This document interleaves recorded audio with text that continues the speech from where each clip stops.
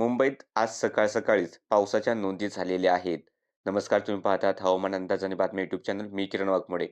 तर आज 1 जानेवारी आहे आणि 1 जानेवारीच्या पहाटे मुंबईच्या आसपास पावसाच्या सरी बरसल्या.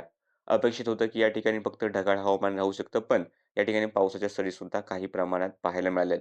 आणि आता पालघर, ठाणे, मुंबई, रायगडचे उत्तर भाग, पुण्याचे उत्तरेकडील घाटाच्या आसपासचे भाग, अहिल्यानगरचे पश्चिमेकडील अकोले तालुक्याचे काही भाग आणि नाशिकचे सुद्धा लगतवरती थोडेसे जे भाग आहेत दक्षिण-पश्चिम या ठिकाणी ढगाळलेलं वातावरण आहे.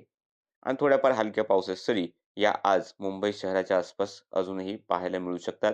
मुंबई, ठाणे, त्यानंतर रायगडचे उत्तरेकडील अलिबागच्या आसपासचे भाग किंवा नवी मुंबईच्या आसपासचे जे काही भाग असतील, पालघरचा भाग असेल, या ठिकाणी ढगाळ हवामानासह हलक्याशा सरी पाहायला मिळतील. ही स्थिती पुण्याच्या उत्तरेकडील घाटाच्या आसपास राहील. अहिल्यानगरच्या दक्षिणेकडील अहिल्यानगरच्या पश्चिमेकडील अकोले तालुक्यातील एक थोडेसे भाग किंवा नाशिकच्या सुद्धा पश्चिमेकडील किंवा इकडे धुळे नंदुरबारच्या सुद्धा पश्चिमेकडील काही भागांमध्ये ढगाळ हवामान जास्त प्रमाणात राहील आणि एखाद्या ठिकाणी झाले तर एकदम हलक्या सरी किंवा एकदम हलके थेंब पाहायला मिळतील. खूप मोठा किंवा खूप नुकसानकारक पाऊस होण्याची शक्यता नाही.